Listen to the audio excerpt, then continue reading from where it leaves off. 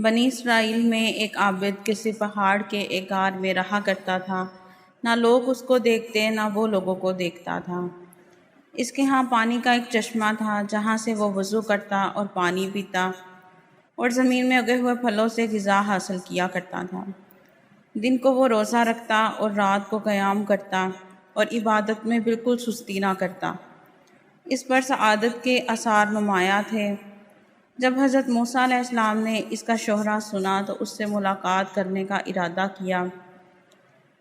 جب دن میں تشریف لے گئے تو وہ عابد نماز اور ذکر و اذکار میں مشغول تھا، اور جب رات کو جانا ہوا تو وہ اللہ عز و جل کی مناجات میں مستغرق تھا۔ حضرت موسیٰ علیہ السلام نے اسے سلام کرنے کے بعد فرمایا، اے شخص، اپنی جان پر نرمی کرو۔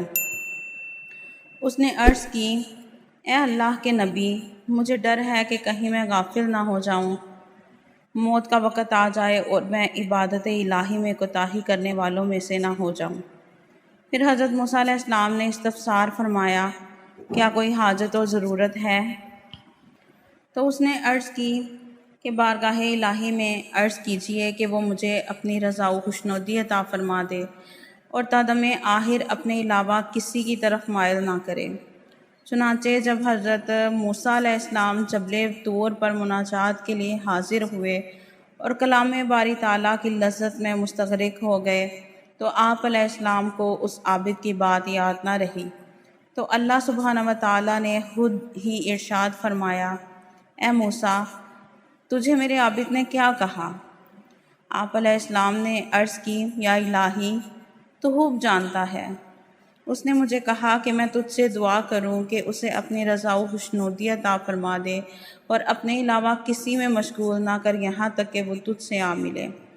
اللہ عز و جل نے ارشاد فرمایا، اے موسیٰ، اسے جا کر کہہ دو کہ وہ دن رات میری جتنی چاہے عبادت کر لے، پھر بھی اپنے گزشتہ گناہوں اور برائیوں کی وجہ سے جہنمی ہے، اور مجھے اس کی ایسی ذلیل و رسوا کن باتوں کا بھی علم ہے جو میرے علاوہ کوئی نہیں جانتا۔ چنانچہ حضرت موسیٰ علیہ السلام اس کے پاس تشریف لائے اور اسے رب عز و جل کا فرمان سنایا اور اس کے گزشتہ بڑے بڑے گناہوں کے متعلق بتایا، تو اس نے کہا، مرحبا، میں اپنے رب کا فیصلہ اور حکم دل و جان سے تسلیم کرتا ہوں۔ وہ ہر شے کو دیکھنے والا ہے، اسے ہر شے کا علم ہے، اس کے حکم کو کوئی رد کرنے والا نہیں، اس کے فیصلے کو کوئی پھیرنے والا نہیں۔ یہ کہہ کر وہ بہت زیادہ رونے لگا اور عرض کی، اے موسیٰ، اس کی عزت و جلال کی قسم، وہ اگر مجھے اپنے دروازے سے دھتکار بھی دے تو بھی میں اسی کے دروازے پر پڑا رہوں گا، کبھی نہ ہٹوں گا، اور اگر مجھے جلا دے یا میرے ٹکڑے ٹکڑے کر دے تو بھی میں اس کی بارگاہ سے کبھی نہ پھروں گا۔ جب حضرت موسیٰ علیہ السلام مناجات کے لیے جبل طور پر تشریف لے گئے تو عرض کی، یا اللہ، تو خوب جانتا ہے تیرے عابد نے کیا جواب دیا ہے۔ تو اللہ سبحانہ و تعالیٰ نے ارشاد فرمایا، اے موسیٰ، اس کو خوشخبری سنا دو کہ وہ اہل جنت میں سے ہے اور اسے میری رحمت و احسان نے گھیر لیا ہے، اور اسے یہ بھی کہنا کہ تو نے میرے فیصلے کو صبر و رضا سے گلے لگا لیا اور میرے سخت حکم و فیصلے کے باوجود راضی رہا۔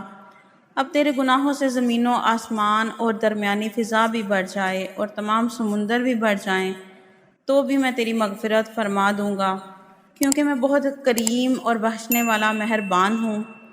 جب حضرت موسیٰ علیہ السلام نے عابد کو یہ خوشخبری دی تو وہ سجدے میں گر پڑا اور اپنے رب عز و جل کی حمد کی اور سجدے میں پڑا رہا، یہاں تک کہ اس کا طائر روح قفس عنصری سے پرواز کر گیا۔ اللہ پاک مجھ سمیت ہم سب کو ایسا ہی شاکر اور راضی برضائے الہی بنا دے، آمین ثم آمین یا رب العالمین۔